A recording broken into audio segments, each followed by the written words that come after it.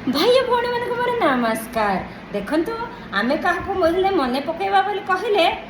जदि कथा हवा घर को जीवा ना फोन करवा कौन है बोले भाविले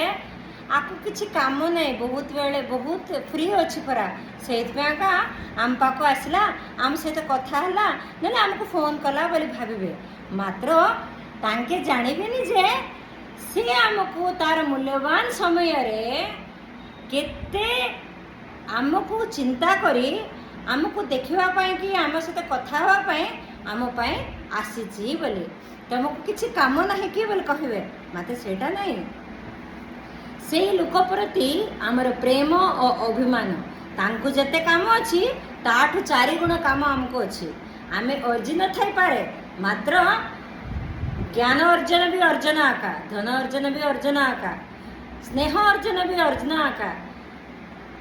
एतिकिरे मो विदाय नछि भूल भटका कण कहिथिले क्षमा करंतु।